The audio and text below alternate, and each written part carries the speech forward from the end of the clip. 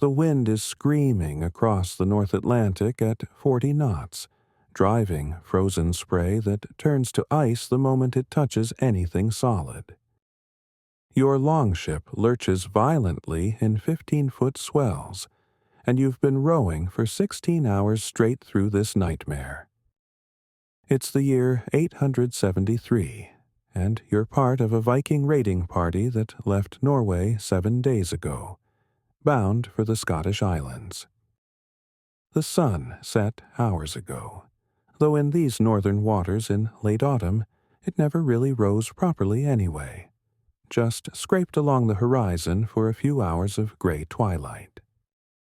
Your hands are so numb you can barely feel the oar, and every pull sends shooting pains through shoulders that gave up complaining hours ago. But now, finally, through the driving sleet, someone spots land. Not the settlement you were aiming for, just a barren coastline, but it means you can stop rowing. You can rest. You can try to remember what it feels like to be warm.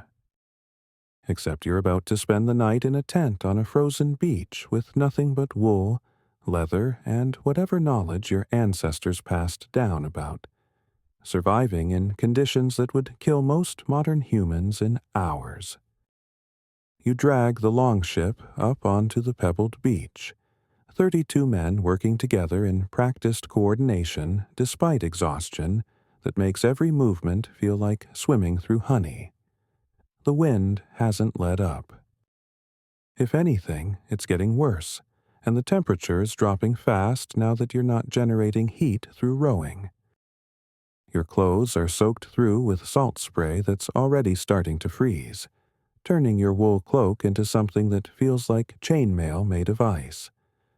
But there's no time to complain.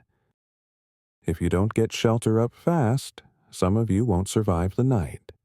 If you're using these stories to fall asleep, that's exactly why I make them. So, subscribe maybe, and tell me where you are and what time it is. I read the comments, and it's incredible seeing people in Phoenix at midnight, Oslo at dawn, Vancouver at dinner time, all drifting off to these glimpses of how our ancestors survived the impossible. The first priority is choosing the right spot for camp. This isn't random. Your group's navigator, a gray-bearded veteran of 23 raids, walks the beach with the careful attention of someone reading a sacred text.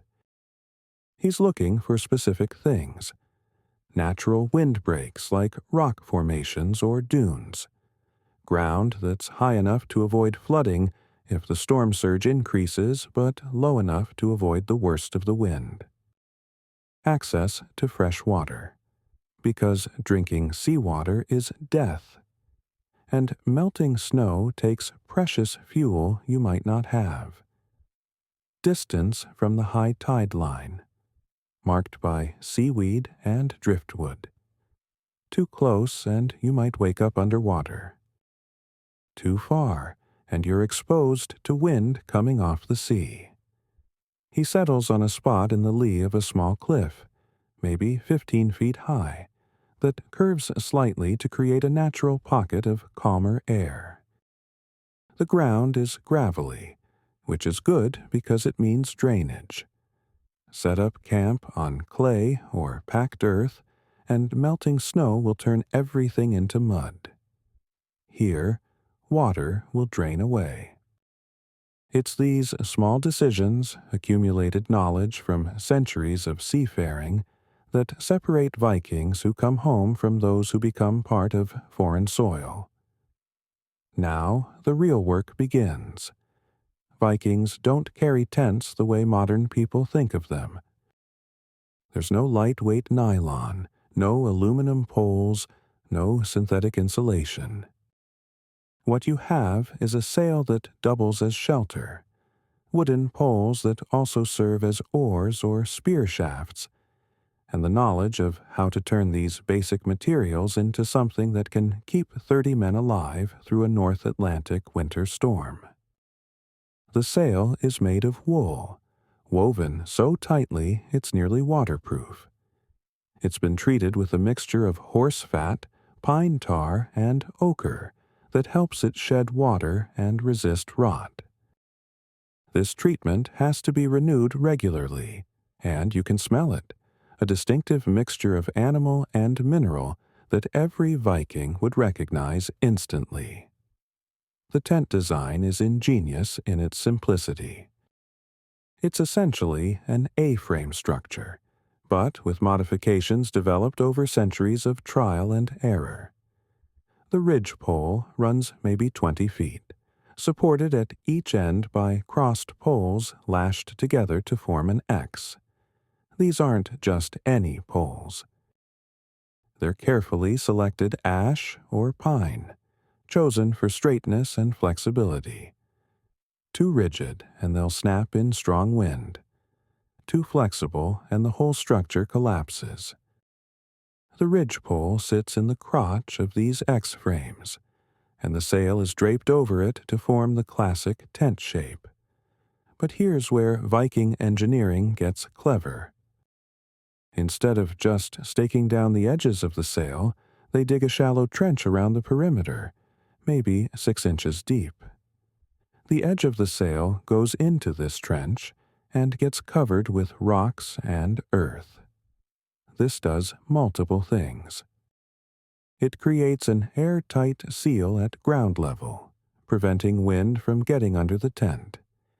It adds stability, making it much harder for wind to lift the structure.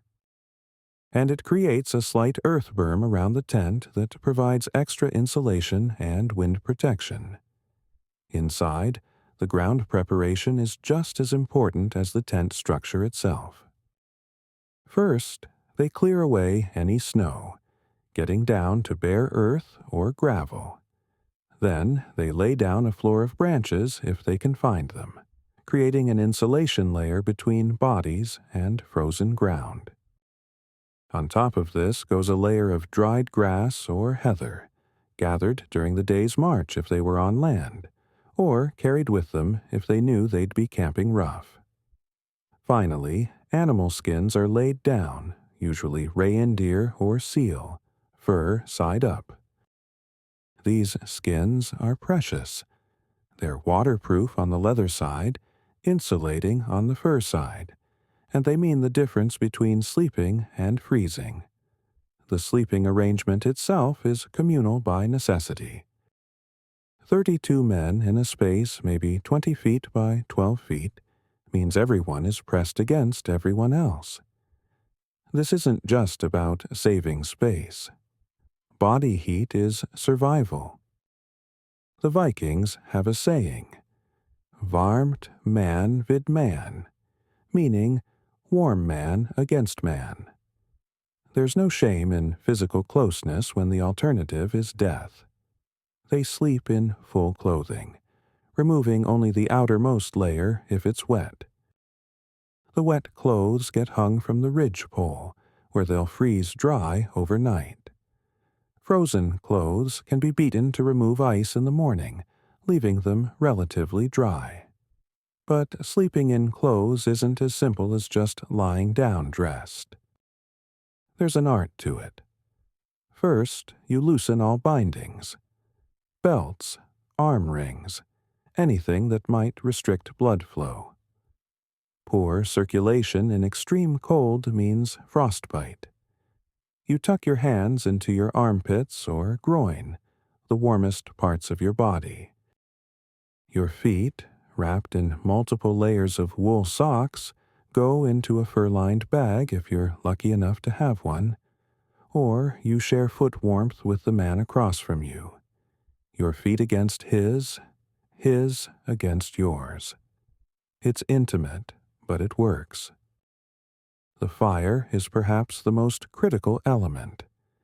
Not inside the tent, that would be suicide from carbon monoxide, but just outside the entrance, protected by a small windbreak built from stones. The fire serves multiple purposes. It provides psychological comfort, a point of light and warmth in the frozen darkness. It melts snow for drinking water. It dries clothes and boots, and most importantly, it heats stones. This is the key to Viking tent heating. Stones the size of bread loaves are placed in the fire until they're almost glowing. Then, using wooden paddles or thick leather gloves, these stones are brought into the tent and placed in shallow pits dug in the center of the floor. The heat radiating from these stones can keep the interior temperature above freezing for hours. The physics of this heating system is sophisticated, though the Vikings wouldn't have described it in those terms. Hot air rises, creating a convection current inside the tent. The peaked roof shape encourages this circulation, with warm air rising to the peak and cooler air settling along the edges where the sleepers are. The wool sail, being breathable, allows moisture to escape while retaining heat. This prevents the deadly buildup of condensation that would soak everything and make freezing inevitable. The stones cool slowly, releasing heat through the night. By morning, they're cold, but they've done their job. There's also the matter of ventilation. It seems counterintuitive to create airflow in a freezing tent, but without it, 32 men breathing all night would create so much moisture that everything would be soaked by morning. Ice would form on the inside of the sail and rain down on sleepers when the tent warmed even slightly. So they leave small gaps at the peak, covered by overlapping fabric that keeps rain out but allows air exchange. It's a delicate balance. Too much ventilation and you freeze. Too little and you drown in your own condensation. Food before sleep is crucial. Your body needs calories to generate heat through the night. The evening meal isn't elaborate. Dried fish, probably cod, hard as wood and salty as the sea itself. Dried meat, cut into strips and smoked until it has the consistency of leather. Hard bread, made from barley and rye, so dense you need to soak it in water or beer to make it edible. Cheese, if you're fortunate, wrapped in waxed cloth to prevent spoiling. And skyr, a fermented dairy product similar to yogurt but thicker, carried in sealed leather pouches. It's high in protein and keeps well in cold weather. But the real treasure is the butter. Vikings consume enormous amounts of butter, sometimes eating it straight. It's almost pure fat, providing 9 calories per gram compared to 4 for protein or carbohydrates. In extreme cold, your body burns calories at an incredible rate, just maintaining core temperature. A Viking on winter campaign might need 5,000 calories a day just to maintain body weight. The butter is their dense energy source, their survival fuel. They carry it in special wooden boxes carved from single pieces of wood to prevent leaking, sealed with beeswax. Beer is the standard drink, not for recreation but for practical reasons. Water sources might be frozen or contaminated. Snow takes fuel to melt. But beer, with its alcohol content, has a lower freezing point.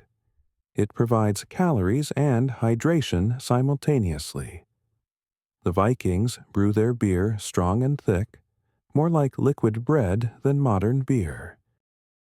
Each man might carry a leather flask holding about a quart, enough for the evening and morning. It's drunk at ambient temperature, which in these conditions means just above freezing, but it's still liquid, and that's what matters. The social dynamics inside the tent are complex. There's a hierarchy even in sleeping arrangements. The Jarl or raid leader sleeps in the center, the warmest spot. His most trusted warriors flank him. Younger men and those of lower status sleep near the edges where it's coldest. But this isn't just about privilege. The best warriors need the best rest because tomorrow they might need to fight. A sleep-deprived warrior is a dead warrior. The younger men on the edges are also the first to respond if there's danger. They're the early warning system, expected to be alert even while sleeping. Conversations in the dark tent follow patterns established over generations. Stories are told, not the grand sagas that skalds recite in mead halls, but personal stories. The time Bjorn's ship got trapped in ice for 3 weeks off Greenland. How Eric's father survived a winter in Iceland with nothing but a knife and knowledge. These stories serve multiple purposes. They pass time, they share survival knowledge, and they reinforce group bonds. Men who share stories in the darkness become brothers in daylight. The stories also serve as informal education. Younger warriors learn about ice conditions, weather patterns, which plants can be eaten, how to navigate by stars when the sun doesn't rise for months. The night watch is rotated in 2-hour shifts. 2 men stay awake, tending the fire, watching for danger, making sure no one is showing signs of severe hypothermia. They know the signs: violent shivering that suddenly stops, confusion, slurred speech, paradoxical undressing where victims feel hot and remove clothing. If someone shows these signs, they're moved to the center of the group, given warm stones to hold, forced to drink warm liquid if available. The watchers also maintain the heated stones, rotating new ones from the fire as the ones inside cool. It's tedious work, fighting sleep while everyone else rests, but it's honored work. The night watchers hold everyone's lives in their hands. Sleep, when it comes, is different from modern sleep. It's not deep, unconscious rest. It's a light doze, part of your mind always alert for changes. The sound of ice forming on the tent. The change in wind that might signal a coming storm. The sudden silence that might mean predators are near. Vikings share sleeping space with wolves, bears, and, in some regions, polar bears. A tent full of men might seem like safety, but a desperate polar bear will attack groups. So you sleep ready, your weapon within reach, your boots positioned so you can find them in absolute darkness. Dreams in these conditions are vivid and often prophetic, at least in Viking belief. They dream of the desire, female spirits who guide fate. They dream of Odin's ravens, Hugin and Munin, thought and memory, bringing messages from the All-Father.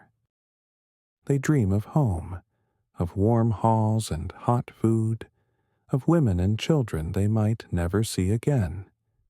These dreams aren't dismissed as mere sleep fantasies.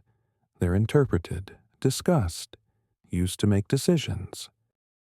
A dream of ravens flying east might change the direction of tomorrow's travel. A dream of blood might delay a raid. The boundary between waking and sleeping, between the real world and the spirit world, is thin in these extreme conditions. The pre-dawn hours are the coldest. This is when most deaths from exposure occur. The human body's temperature naturally drops during sleep, and in these conditions, that drop can be fatal.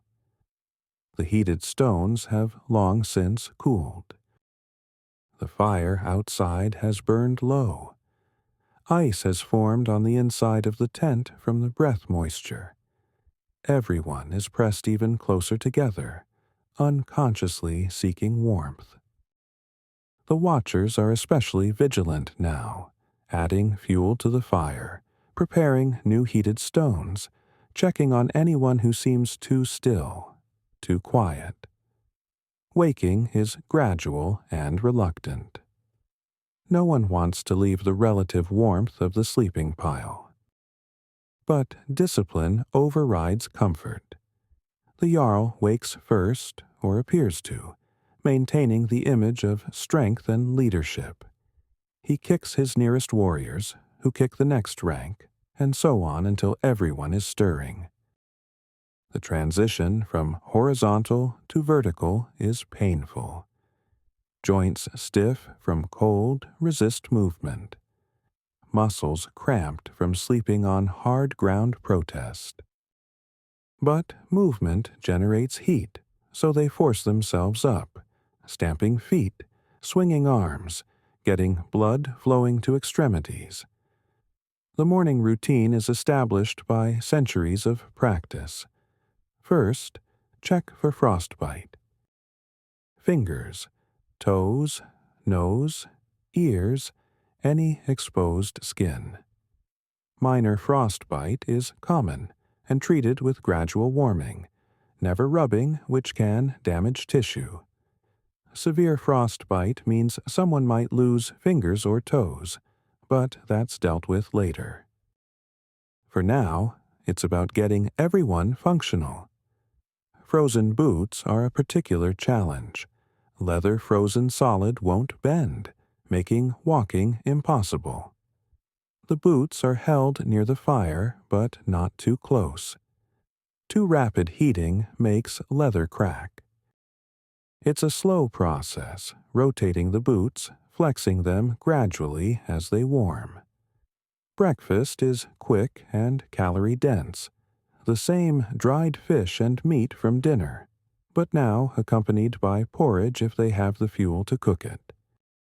The porridge is made from barley or oats, cooked with water or beer, mixed with butter and dried berries if available. It's eaten hot, not for taste, but for the internal warmth it provides. Every calorie counts. Every degree of heat matters. They eat standing, stamping their feet, ready to move as soon as the tent is down. Taking down the tent is as systematic as setting it up. The sail must be dried as much as possible before packing, or it will freeze into an unusable solid mass. The poles are checked for cracks that might have developed from the cold. The skins and furs are beaten to remove ice crystals. Everything is packed in a specific order because they might need to set up again quickly if weather worsens. The heated stones, now cold, are often carried along. Good stones that heat evenly without cracking are valuable. Finding new ones at each camp takes time and energy they might not have. The Viking approach to cold weather survival extends far beyond just the tent. Their entire clothing system is designed for layered insulation. Next to the skin, they wear linen if they can afford it, wool if they can't. Linen wicks moisture away from skin, crucial because sweat kills in cold weather. Over this, multiple layers of wool tunics, each slightly larger than the last to trap air between layers. Air is the best insulator, but only if it's still air. The outer layer is typically a cloak of thick wool, often lined with fur if available, treated with fat or oil to repel water. The Vikings understand what modern outdoorsmen call the clothing climate control system. Too many clothes while active and you sweat, which then freezes and kills you when you stop. Too few, and you never warm up. So they constantly adjust, removing layers when rowing or working, adding them when still. This requires discipline and experience. Young Vikings often make the mistake of keeping everything on because they're cold, then soaking their clothes with sweat and suffering later. Footwear is particularly sophisticated. Viking boots aren't just leather bags for feet. They're constructed with multiple layers, often with an inner sock of woven wool, then a middle layer of hay or dried grass for insulation, all inside a leather outer boot sealed with fat. The soles are sometimes studded with iron nails for traction on ice. In extreme conditions, they might wear overboots of sealskin, fur side in that come up to the knee. Keeping feet dry and warm is an obsession because foot problems mean immobility, and immobility means death. Hand protection is equally complex. Mittens, not gloves, because keeping fingers together maintains warmth. These mittens are often connected by a long cord running through the sleeves, so they can't be lost. Losing a mitten in a storm means losing fingers or a hand. Under the mittens, they might wear fingerless gloves of thin leather or wool, allowing fine motor control when the mittens must be removed briefly. Some Vikings carry multiple pairs, keeping one set dry inside their clothing while wearing another. The Viking tent technology didn't develop in isolation. It was influenced by contact with the Sami people of northern Scandinavia, who had been surviving in Arctic conditions for thousands of years. The Sami lavu, a tent structure similar in principle but using reindeer hides and a central fire pit with a smoke hole, taught Vikings about the importance of proper ventilation and the use of nature's materials. Vikings adapted these lessons to their own needs, creating a hybrid system suited to mobile raiding parties. The knowledge of tent construction and cold weather survival was passed down through generations, but not through written manuals. It was transmitted through practice, through years of apprenticeship starting in childhood.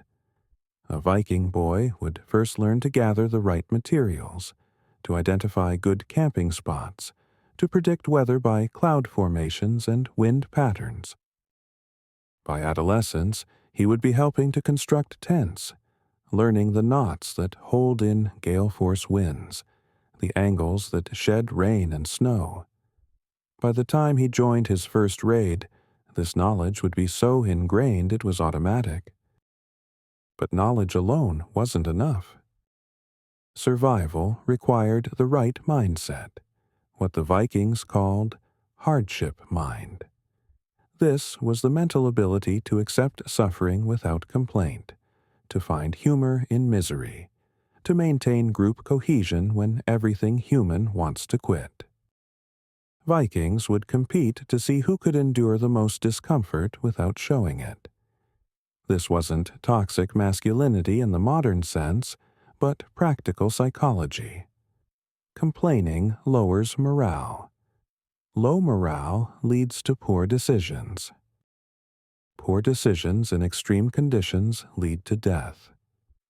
The tent was more than shelter.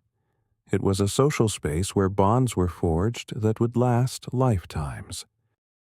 Men who had slept pressed against each other for warmth, who had shared their last butter, who had taken turns staying awake to keep others alive, these men developed trust that went beyond ordinary friendship. This trust was essential in combat.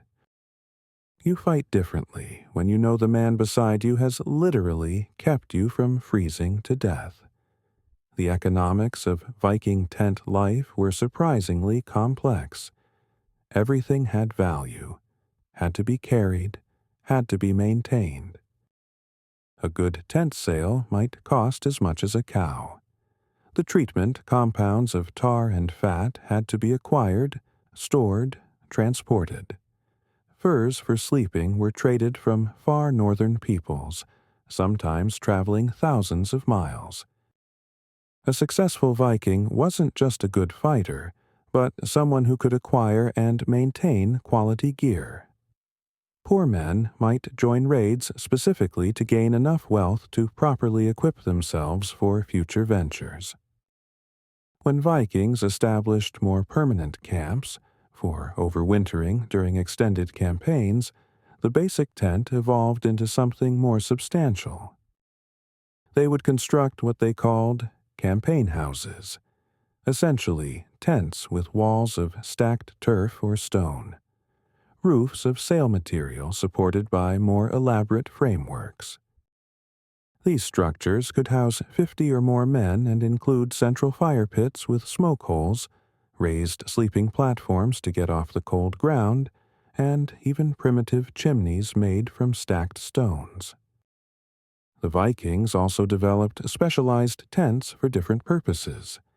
Scout tents for 2 or 3 men, designed for rapid setup and breakdown. Command tents for jarls and kings, larger and more elaborate, sometimes with internal divisions creating separate spaces. Medical tents where wounded could be treated away from the cold. Storage tents for supplies and plunder.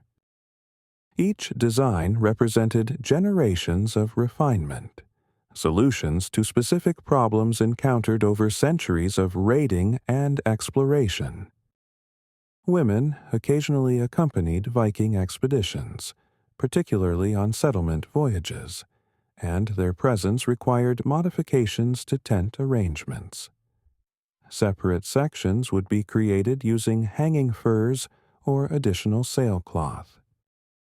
Women often brought additional comfort items like extra furs, better cooking equipment, and, most importantly, knowledge of food preservation and medicine that could mean the difference between a successful expedition and disaster.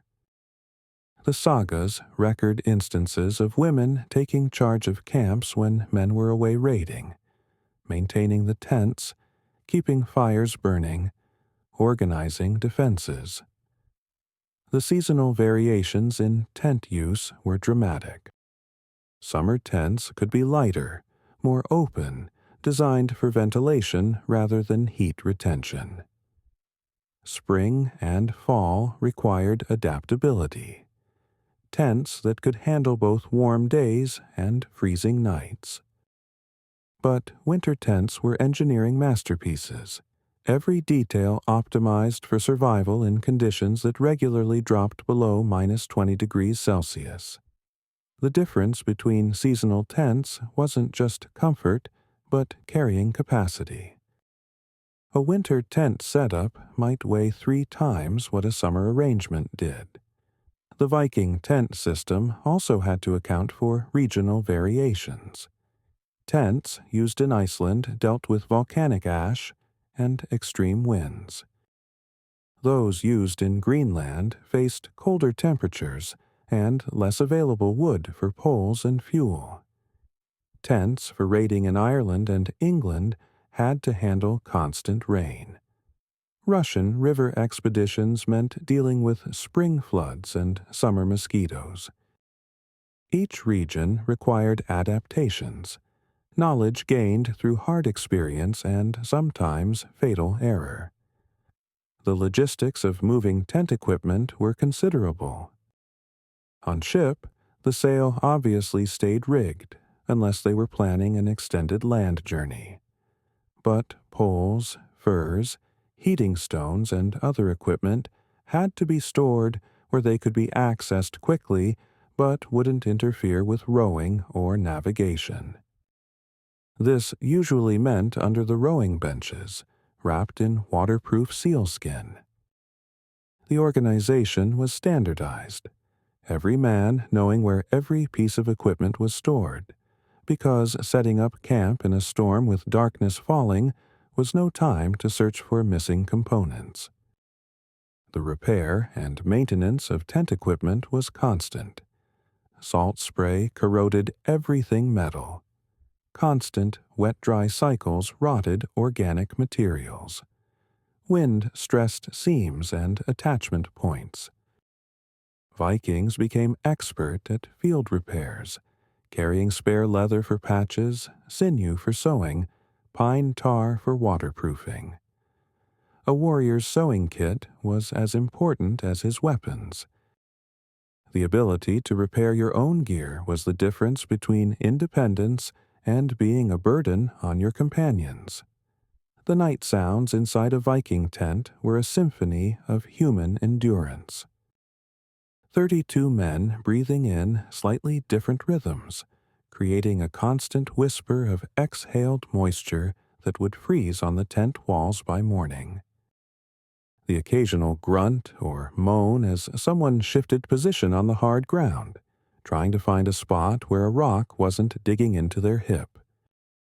The chattering of teeth from younger warriors who hadn't yet learned to relax their jaw muscles to prevent it. The wet, rattling cough of someone fighting off the lung infections that plagued every extended winter campaign. And underneath it all, the constant assault of wind on wool, a drumming that could drive men mad if they let themselves focus on it. But it was the sounds outside that kept men awake. Ice forming on nearby streams created sharp cracking noises that sounded like bones breaking.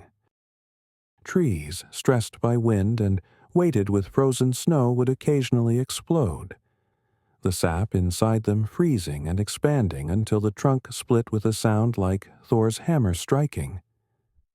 And sometimes, just sometimes, there were other sounds.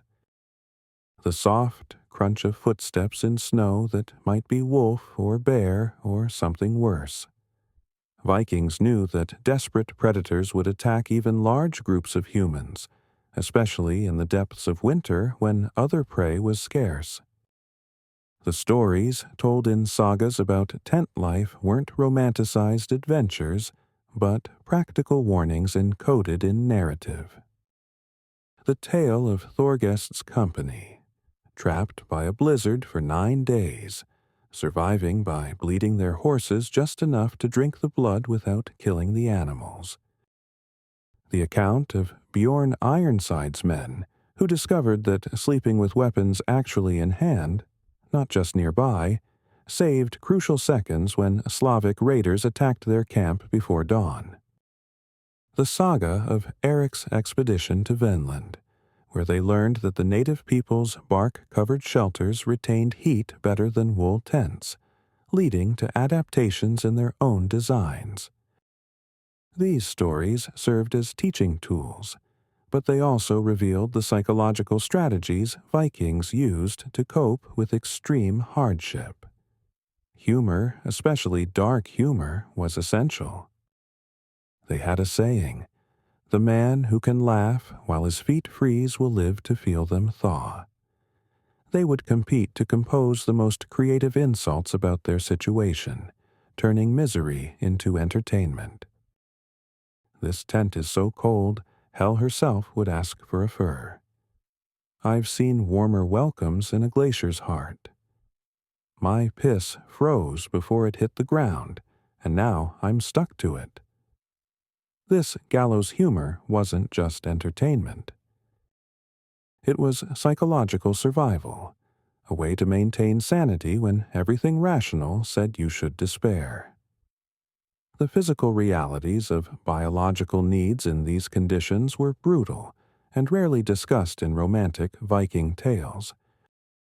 Relieving yourself meant leaving the warm huddle of bodies, putting on frozen boots, and venturing into winds that could literally freeze exposed flesh in under a minute. Many Vikings developed severe constipation during winter campaigns, their bodies refusing to function in the cold, leading to agonizing cramping and sometimes dangerous blockages that could only be resolved with herbal purgatives that left men weak and dehydrated. Urination was its own challenge. The Vikings had various solutions, none pleasant. Some used sealed pots inside the tent, which had to be emptied and cleaned, a job that usually fell to the youngest or lowest status members. Others would piss into leather bags that could be sealed and thrown out in the morning. But in extreme cold, even these solutions had problems. Urine would freeze almost instantly, creating ice that had to be chipped out. The smell in a confined space with 30 men who hadn't properly bathed in weeks was overwhelming, though the cold somewhat reduced the stench. The medical challenges of tent living were constant. Respiratory infections spread rapidly in the confined, humid space. What started as one man's cough could fell half the company within days. Vikings had herbal remedies, teas made from pine needles for their vitamin C, willow bark for fever, various mosses and lichens with antimicrobial properties. But these were stopgap measures. A serious infection in these conditions was often a death sentence. They also dealt with skin conditions caused by constant dampness. Fungal infections, particularly in the feet and groin, were endemic. The treatment was usually a paste made from rendered fat mixed with sulfur, when they could get it, or certain ground minerals. The paste stank horribly, but could prevent the infections from becoming systemic. Frostbite was so common it had its own vocabulary. Black toe for severe frostbite that would result in amputation. White sleep for the dangerous numbness that preceded tissue death. Ice bone for the deep cold that seemed to freeze you from the inside out. Treatment was primitive but sometimes effective. Gradual warming using body heat from companions, never direct fire which could cause tissue damage. Wrapping affected areas in wool soaked in warm water or urine, which sounds disgusting, but the ammonia could help restore circulation. For severe cases, amputation using a sharp axe and a leather strap tourniquet. Cauterization with a heated blade, and prayers to the gods for survival through the shock and inevitable infection. The role of women in teaching tent craft is often overlooked. While men might have done most of the raiding, it was often women who wove the sails, who knew the proper mixture for waterproofing compounds, who understood which plants made the best insulation. Mothers taught sons how to sew repairs that would hold in a gale. Grandmothers passed down knowledge of which stones held heat longest, which woods burned cleanest in confined spaces. This knowledge was so valued that skilled textile workers could command bride prices equal to those of warriors.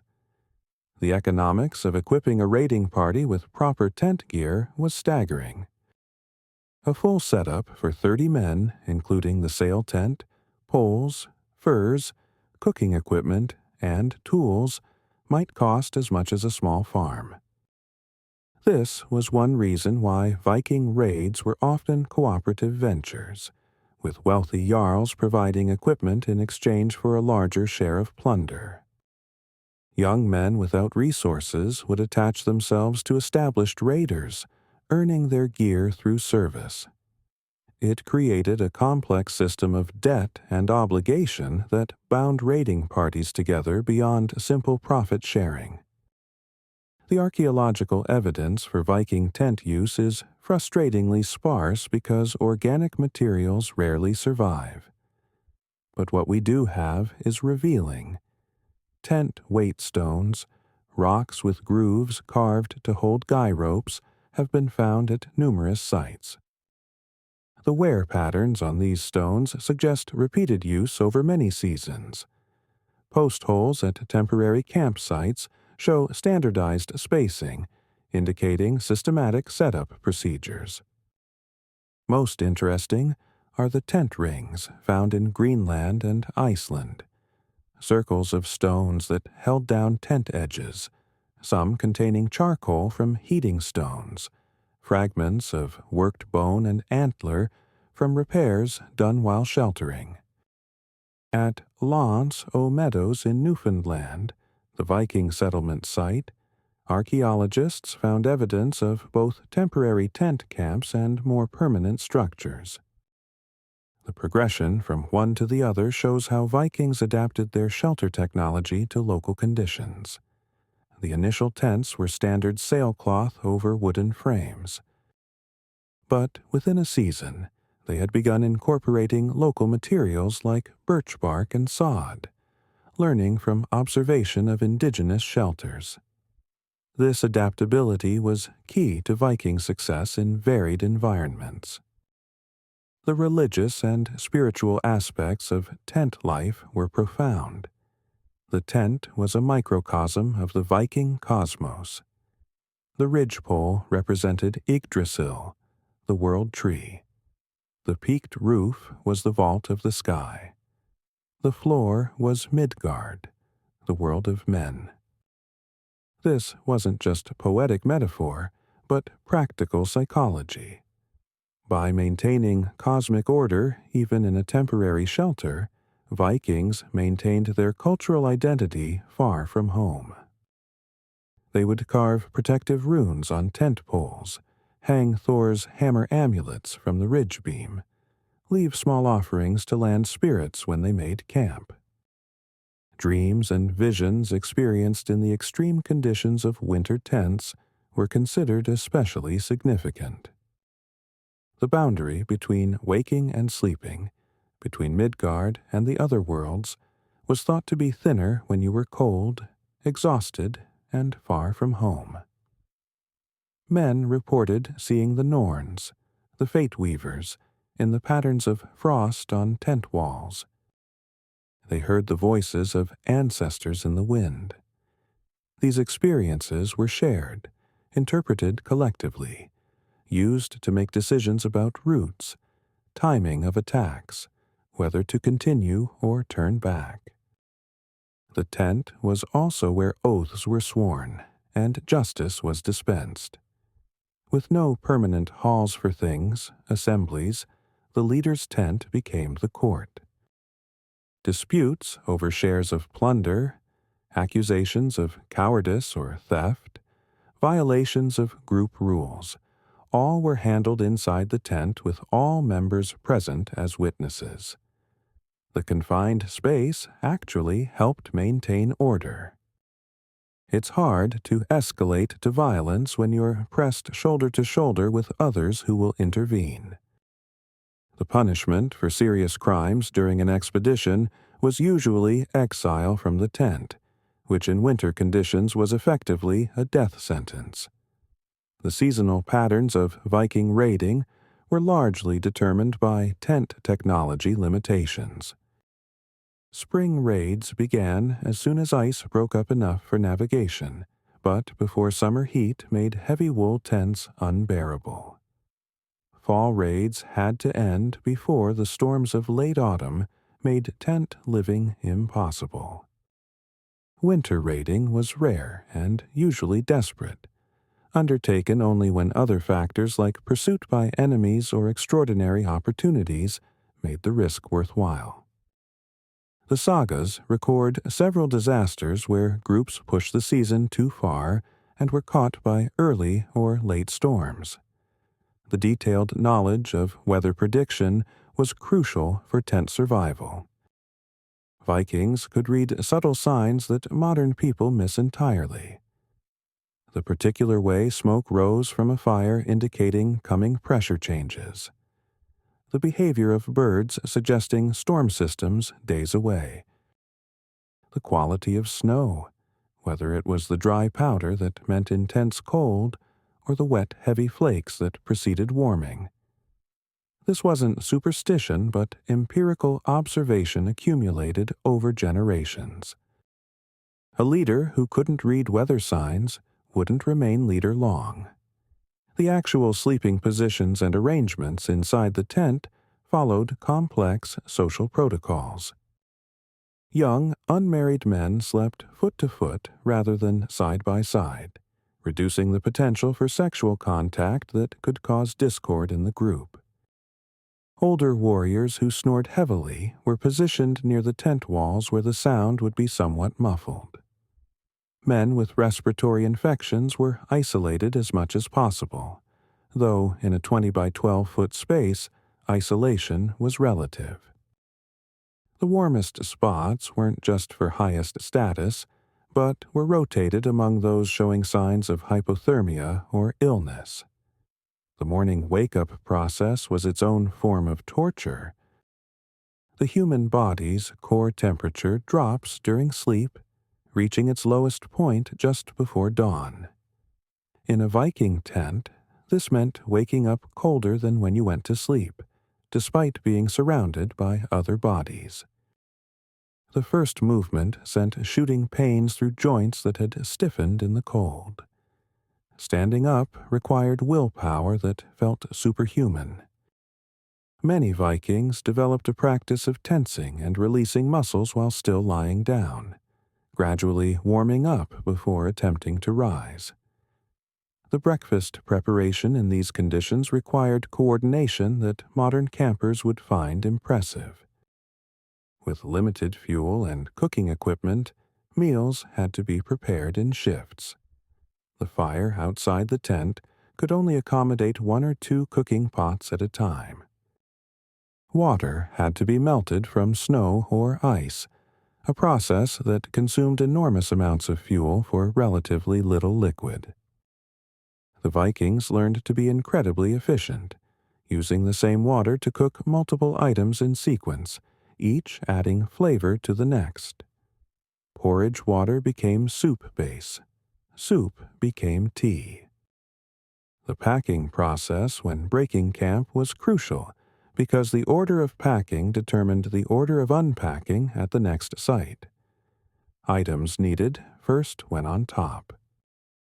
The tent sail, which would be wet with condensation frozen into ice crystals, had to be rolled in a specific way to prevent it from freezing into an unusable solid mass.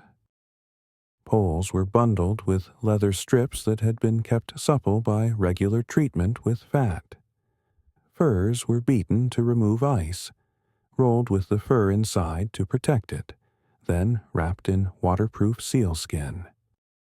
The group dynamics during packing revealed character in ways that combat might not. Some men were naturally organized, their gear always ready, always properly maintained.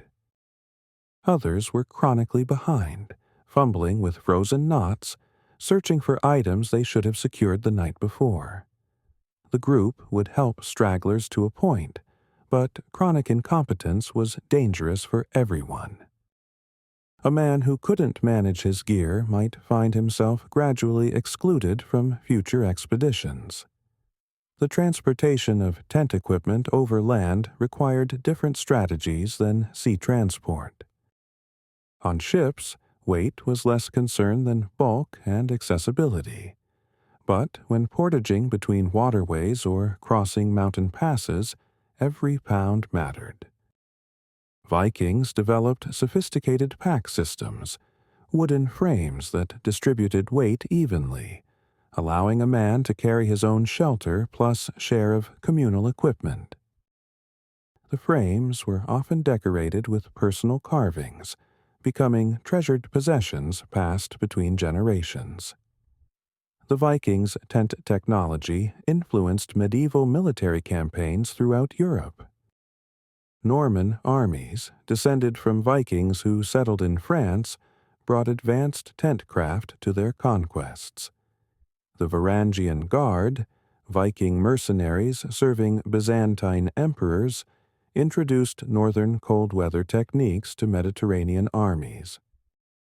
Crusaders learned from Scandinavian contingents how to survive winter sieges in tents.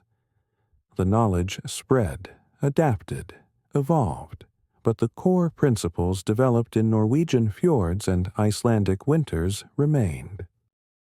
The comparison with indigenous peoples' shelters often favored the natives.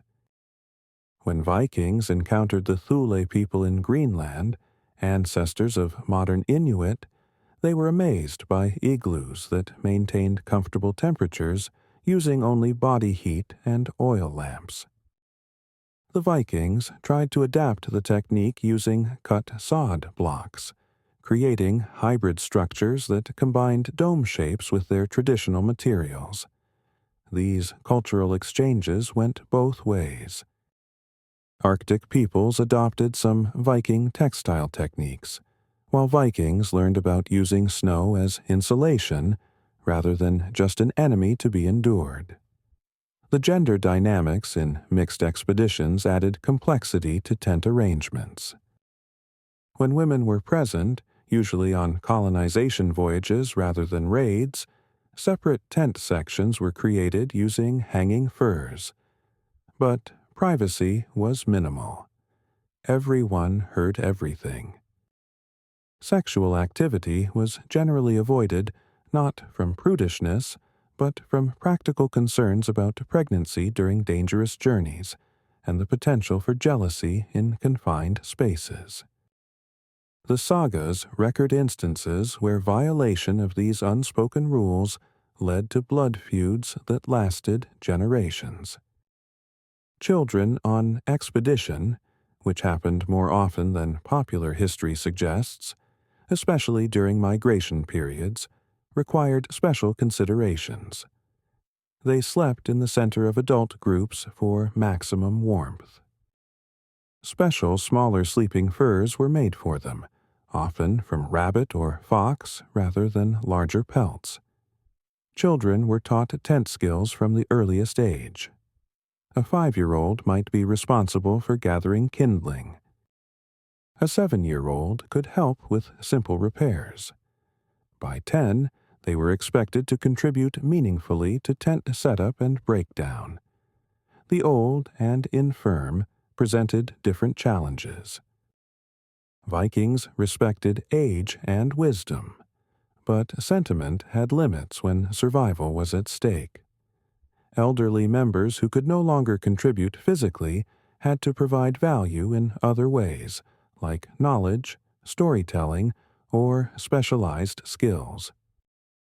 The sagas contain heartbreaking accounts of old warriors voluntarily staying behind in storms, sacrificing themselves so younger men could move faster to safety. This wasn't abandonment, but a recognized, even honored choice. The psychological techniques for maintaining sanity during extended tent confinement were sophisticated. Vikings practiced what modern psychology would call mindfulness, though they wouldn't have used that term. They had mental exercises for dealing with discomfort, focusing on specific body parts and consciously relaxing them, visualizing warm summer days in detail so vivid they could almost feel the heat. They used repetitive tasks like carving or rope work as meditation, letting the hands work while the mind wandered to more pleasant places. Music played a crucial role in tent life. Not elaborate performances, but simple rhythmic activities that everyone could participate in. Drumming on shields or cooking pots, creating complex polyrhythms that filled the dark hours.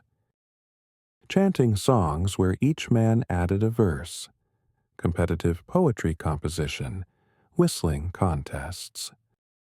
These activities served multiple purposes like entertainment, group bonding, and, perhaps most importantly, drowning out the sounds of the storm outside that could drive men to panic. The economics of the tent-making industry in Viking Age Scandinavia was substantial. Entire communities specialized in producing sailcloth strong enough to serve as tent material. The process started with sheep, specific breeds that produced wool with the right combination of water resistance and insulation. The sheep were sheared at specific times to get the optimal fiber length. The wool was cleaned, carded, spun into thread, then woven on large looms that required multiple operators. A single tent sail might represent months of work by skilled craftspeople. The waterproofing process was equally complex. The base treatment was usually lanolin from sheep wool, but this was often supplemented with other substances. Pine tar, extracted from burning pine wood in restricted oxygen environments, added water resistance and antimicrobial properties. Ground ochre, an iron oxide mineral, provided color but also additional water resistance and UV protection. Fish oil, particularly from cod livers, added flexibility to prevent cracking in extreme cold. The exact recipes were closely guarded secrets, passed down through families. The repair techniques developed for emergency field repairs became an art form. Vikings could patch a tear in a gale using bone needles and sinew thread, creating repairs that were often stronger than the original material. They developed ways to splice broken poles using leather wrapping and pine resin that would hold under enormous stress. They could waterproof seams using a mixture of beeswax and fat that could be applied even in freezing conditions. These skills were so valued that a man known for clever repairs might be included in expeditions even if his fighting skills were mediocre. The tent also served as a medical facility when needed.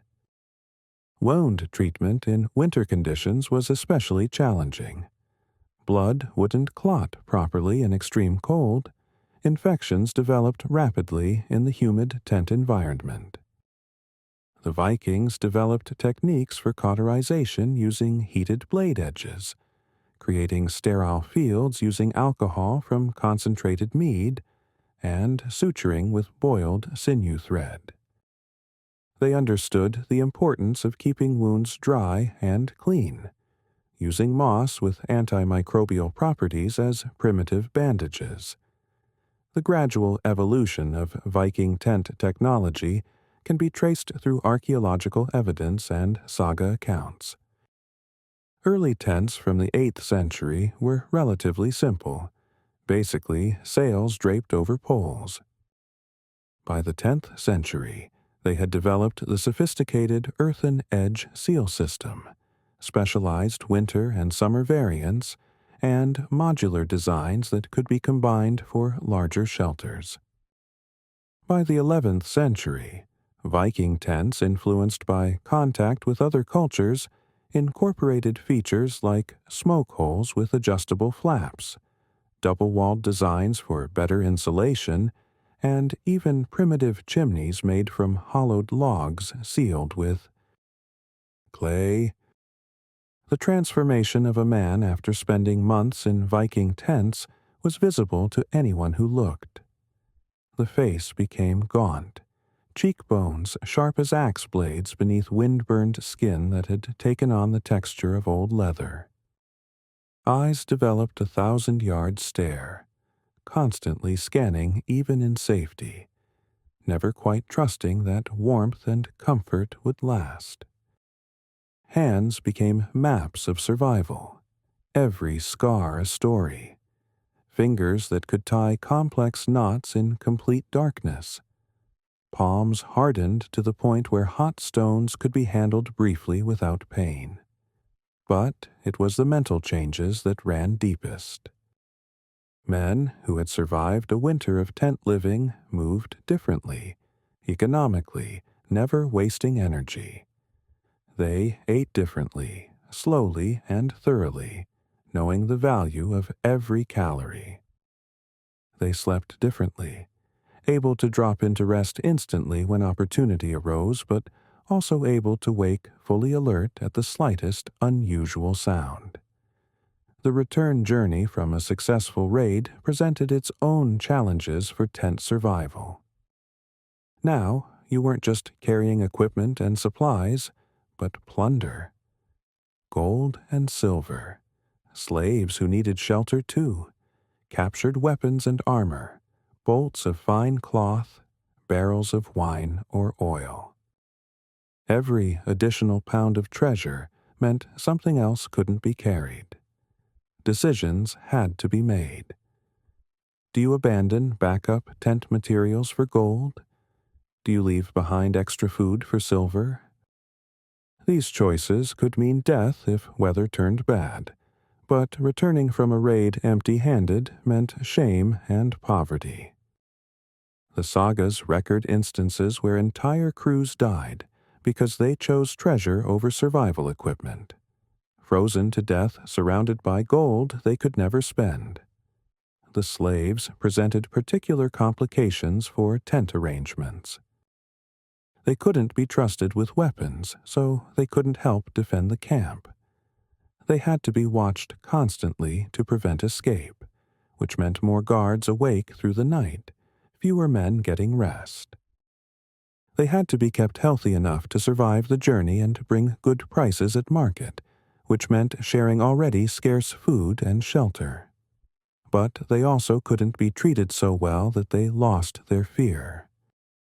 Vikings developed a system where slaves slept in a separate section of the tent, usually the coldest area near the entrance, bound at night but free to work during the day. It was brutal pragmatism, keeping human cargo alive but broken. The religious rituals performed in tents became more elaborate as expeditions progressed. After successful raids, offerings were made to Odin for victory, to Thor for protection, to Njord for safe sea passage. These weren't simple prayers, but complex ceremonies involving everyone in the tent. Blood from captured animals, or sometimes from volunteers who offered small cuts, was sprinkled on the tent walls to consecrate the space. Runes were carved into temporary poles, imbuing them with protective power. The seeresses, who occasionally accompanied expeditions, would enter trances in the close confines of the tent, their prophecies echoing off wool walls while men sat in absolute silence, afraid to interrupt divine communication. The medical emergencies that arose in tent conditions tested the limits of Viking healing knowledge. Combat wounds were expected and planned for, but the injuries from daily survival were often worse. A man who slipped on ice and broke his leg faced amputation with a hot axe and leather to bite on. Severe burns from upset cooking pots or mishandled heating stones could become infected within days in the humid tent environment.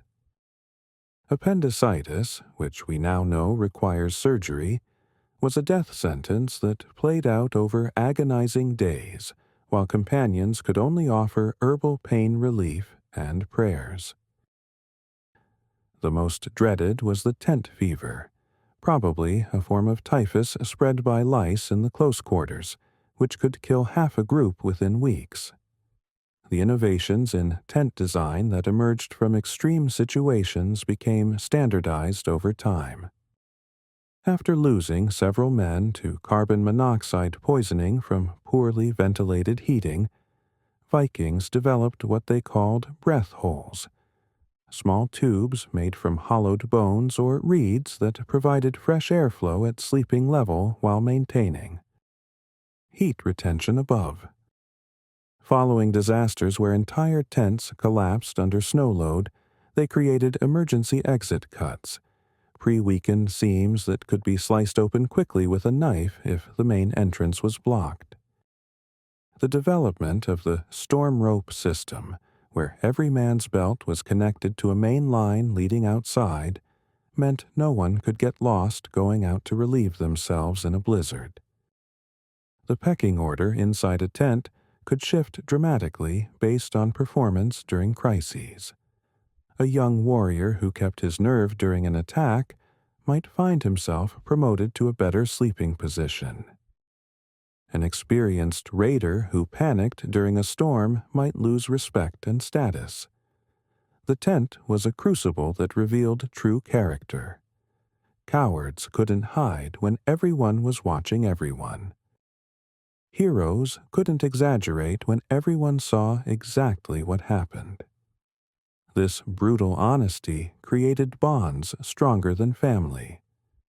Men would return to the same tent groups expedition after expedition, choosing familiar discomfort over unknown companions.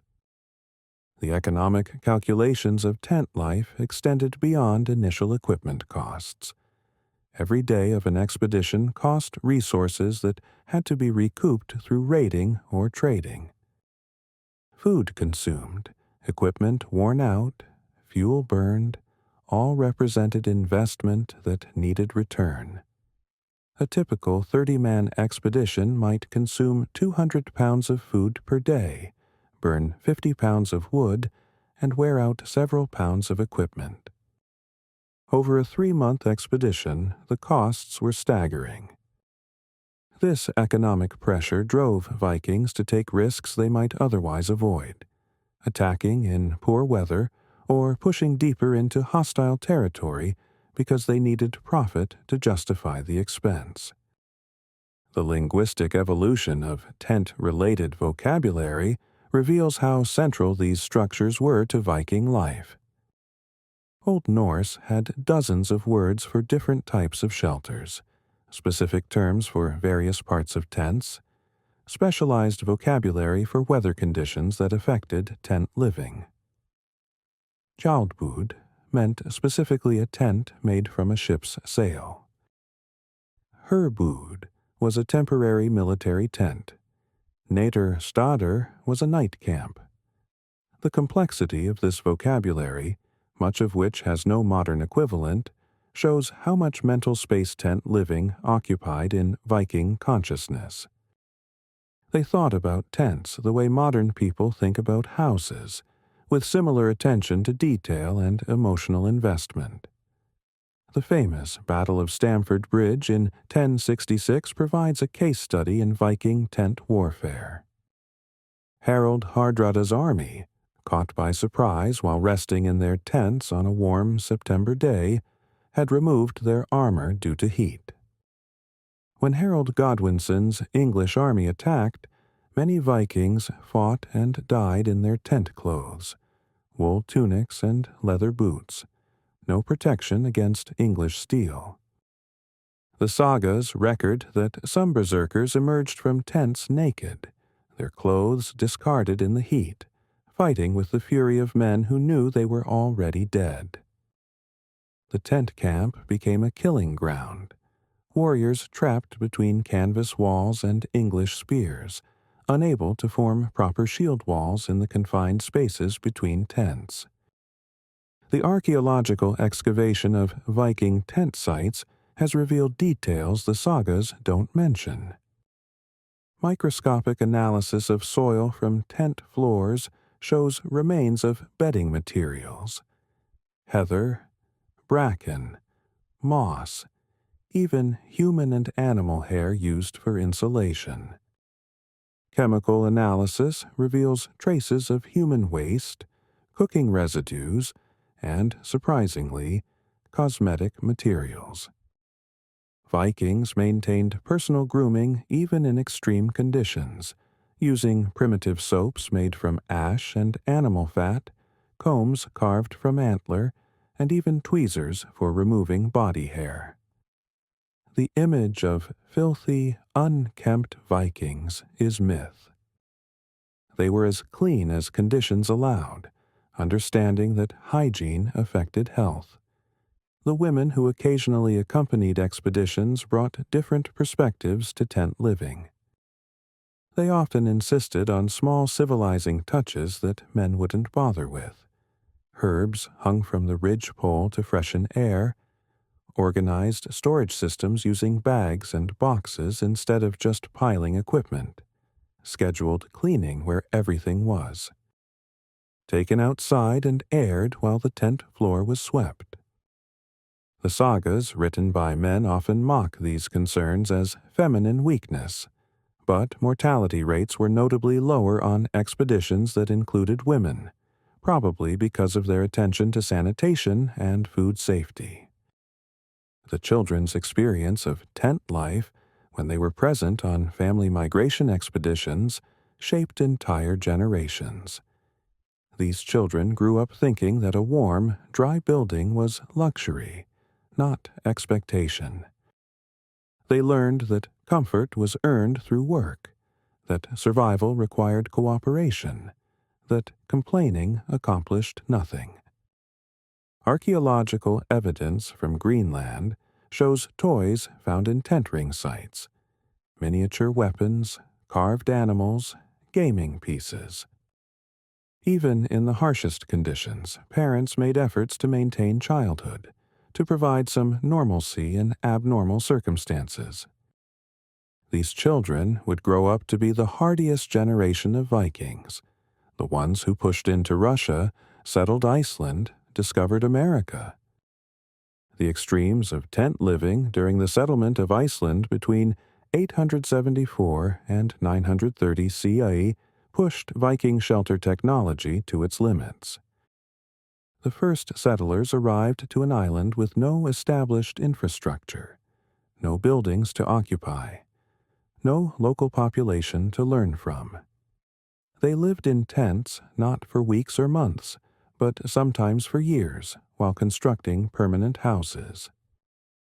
The Icelandic sagas record families spending entire winters in tents, children being born in them, elderly dying in them.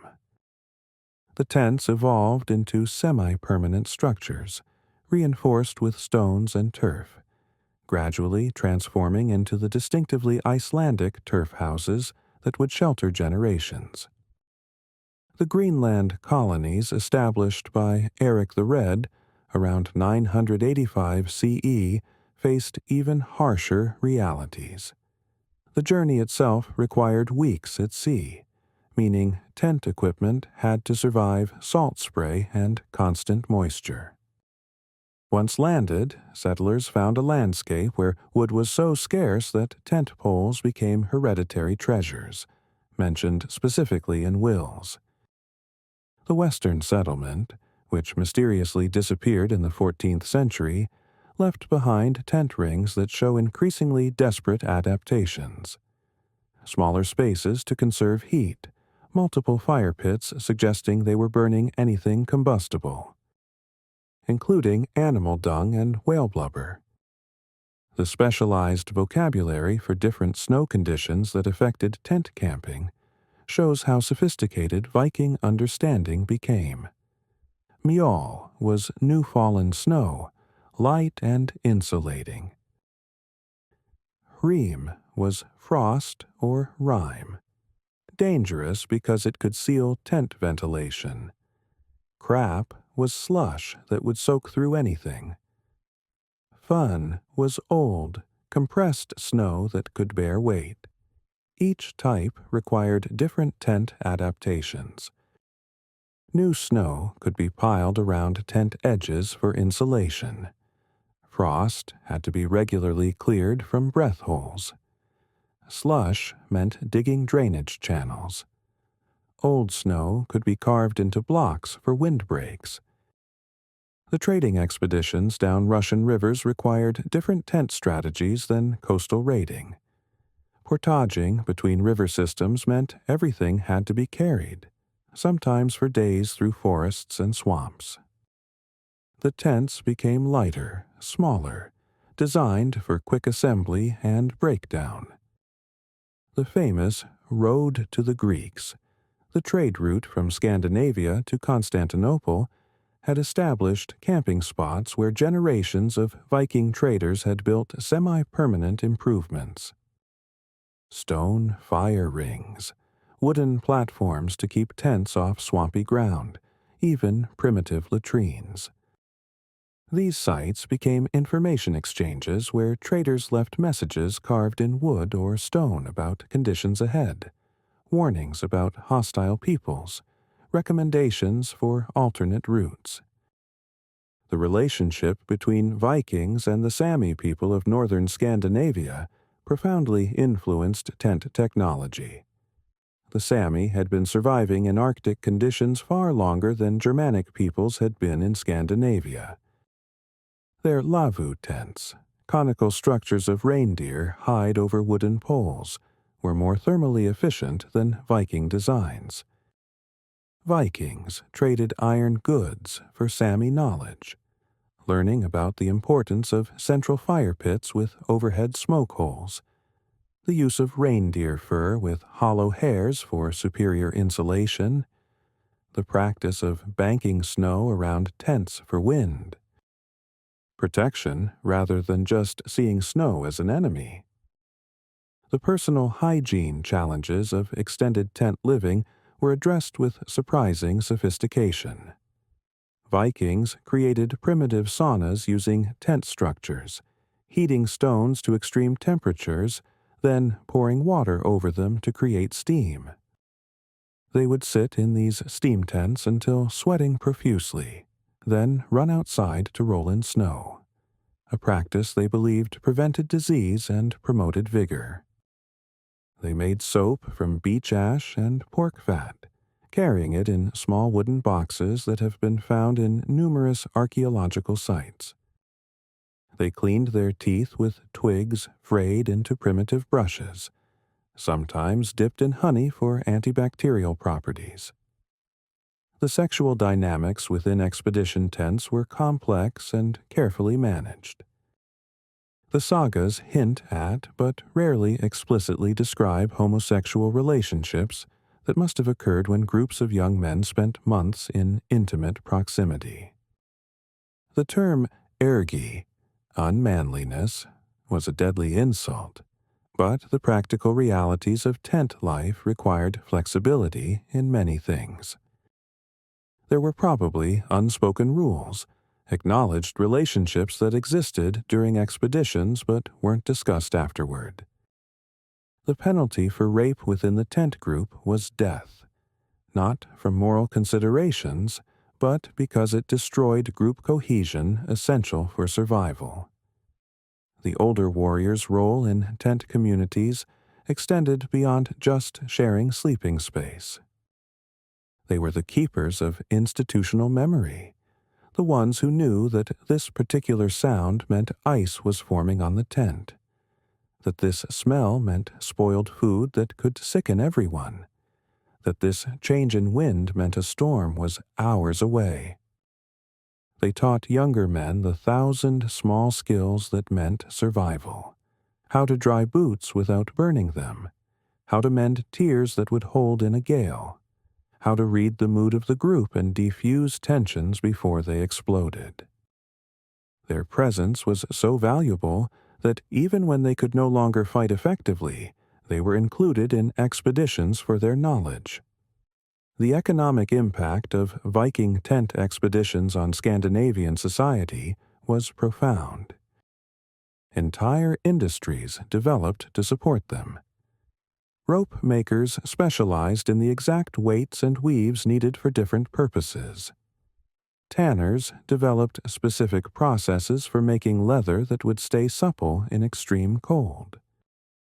Blacksmiths created specialized hardware: tent stakes that wouldn't bend in frozen ground, cooking equipment that nested together for transport, multi-purpose tools that served as both weapons and utility implements.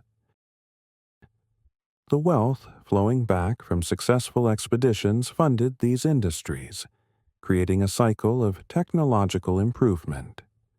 The spread of Viking tent knowledge throughout medieval Europe happened through various channels. Viking mercenaries serving in foreign armies brought their cold weather expertise with them.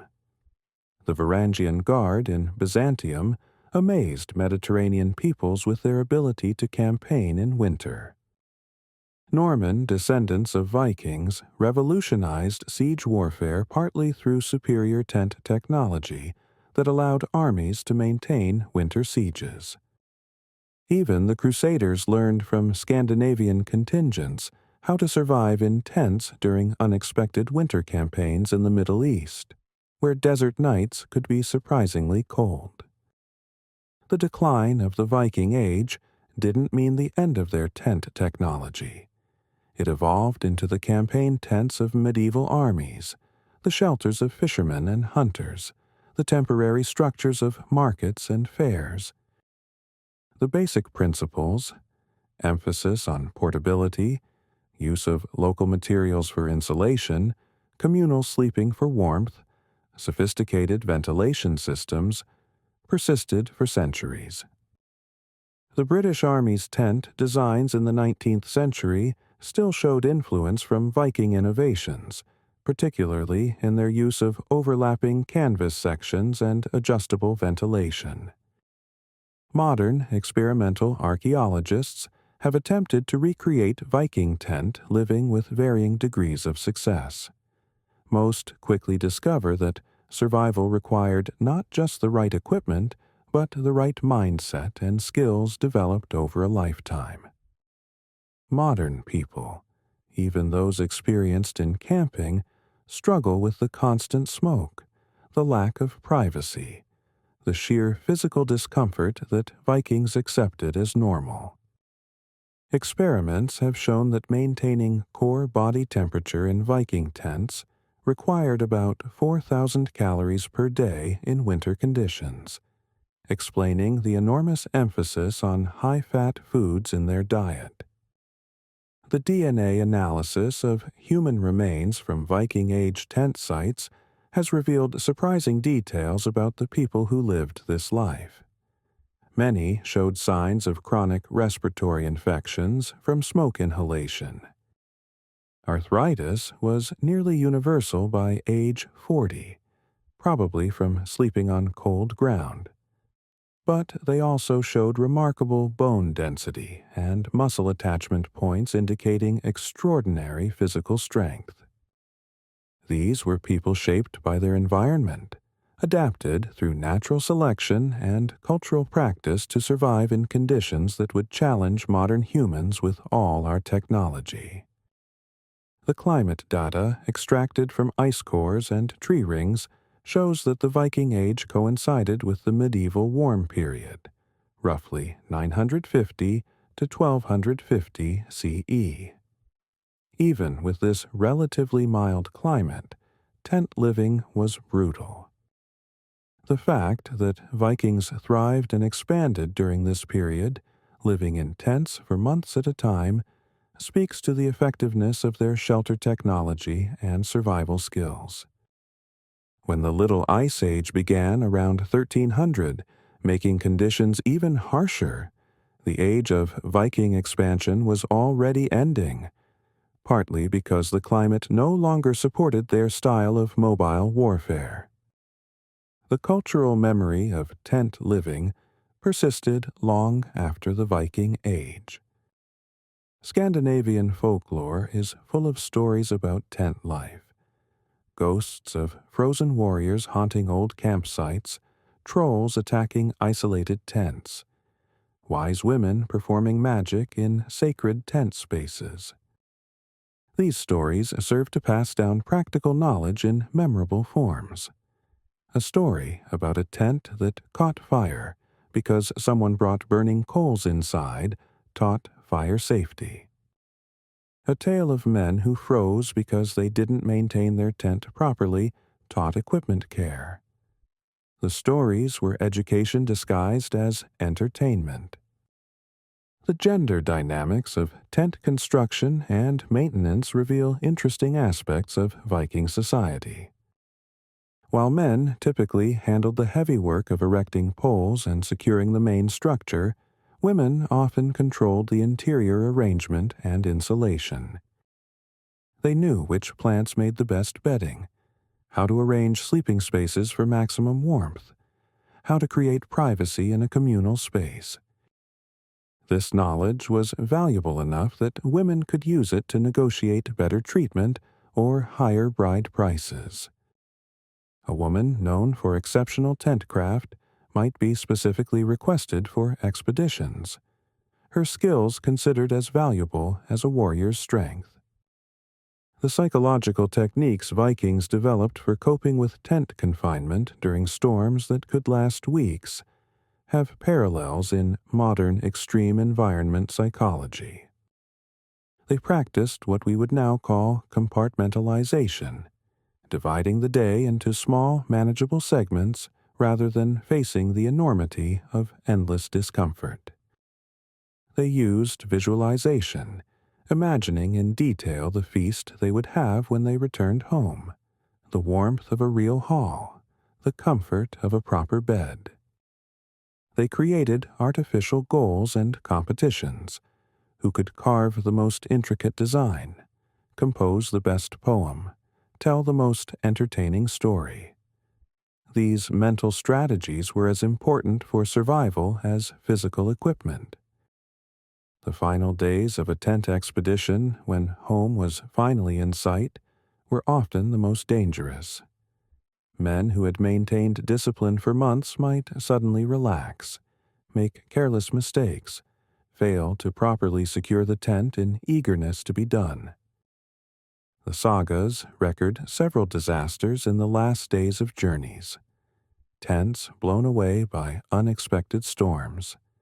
Men frozen because they didn't bother with proper setup, just for one more night. Entire groups poisoned by spoiled food they ate rather than take time to prepare fresh. The lesson, repeated in many stories, was that the expedition wasn't over until you were actually home. The moment of finally leaving the tent for the last time was ritualized. The tent that had sheltered you through months of hardship wasn't just discarded. It was carefully cleaned, repaired, and stored for the next expedition. The poles were oiled to prevent cracking. The sail was retreated with waterproofing compounds. The furs were cleaned and stored with herbs to prevent moths. This maintenance was both practical and psychological. The tent had been home, protector, the difference between life and death. Treating it with respect was acknowledging its role in survival. The homecoming of men who had spent months in tents was celebrated, but also challenging. They had to readjust to permanent buildings, to privacy, to abundant food and warmth. Many found themselves unable to sleep in beds, too soft after months on hard ground. They would sleep on the floor for weeks until their bodies readjusted.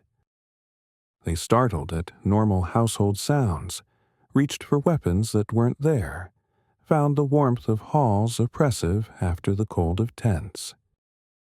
The transition could take months, and some never fully readjusted, always longing for the simplicity and intensity of tent life. The economic accounting after an expedition included calculating the depreciation of tent equipment. A sail might last 3 or 4 expeditions before needing replacement. Poles might survive a dozen trips if properly maintained. Furs were good for 2 or 3 winters before losing too much insulation value. This depreciation was factored into the division of plunder. Men who provided their own tent equipment received larger shares. Those who used communal equipment had the rental cost deducted from their portions. It was a sophisticated system of cost accounting that would be familiar to modern business. The knowledge of tent living was considered so valuable that it was formally taught to young nobles who might lead expeditions. They would spend winters camping even when unnecessary, learning through experience what could never be fully conveyed through words. They learned to gauge wind strength by the sound it made on tent walls, to predict temperature by the way breath condensation formed, to identify the early warning signs of hypothermia and frostbite. This education was investment in future leadership. Understanding that a leader who couldn't keep his men alive in tents wouldn't have men to lead.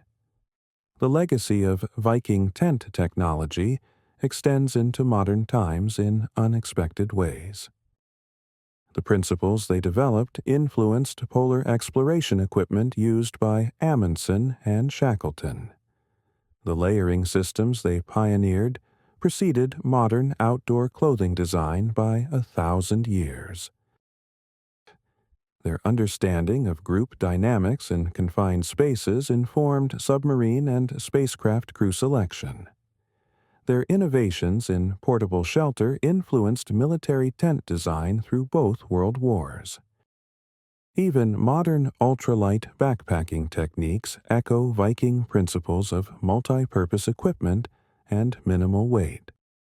As dawn breaks on your final morning in the tent, ice crystals from your breath have formed delicate patterns on the wool above your head, looking like the frost giant's artwork from the old stories. Your companions are stirring, the now familiar sounds of 32 men preparing to face another day of survival. Someone makes the daily joke about this being worse than Hell's Hall. Someone else counters that at least Hell's Hall would be consistent temperature. The easy banter masks exhaustion, fear, homesickness, but also pride. You've survived another night in conditions that would kill most people. You've maintained the traditions of your ancestors who crossed frozen seas and unknown lands with nothing but wool, leather, and determination. The tent comes down for the last time this expedition, every man knowing his role, hands moving automatically despite cold, stiffened fingers. The sail is rolled and secured, the poles bundled, the furs packed away. As you stand where the tent was, you can see the impression in the ground, the fire-blackened stones, the worn patches where men walked most frequently. This patch of foreign ground has been home, and leaving it feels both triumphant and melancholy. You've survived because of knowledge passed down through generations, techniques refined through centuries of trial and error, equipment developed through countless expeditions. You are Viking, and you've mastered the art of living in tents without freezing to death through a combination of technology, social cooperation, and sheer stubborn refusal to yield to the elements. Your descendants will spread across the known world, from the frozen wastes of Greenland to the sun-baked shores of the Mediterranean, carrying with them the knowledge of how to create shelter from almost nothing, how to survive where survival seems impossible, how to maintain not just life, but culture and community in the most challenging conditions Earth can offer. The tent was never just shelter.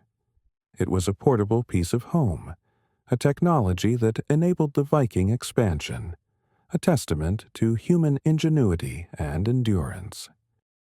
And every cold night survived.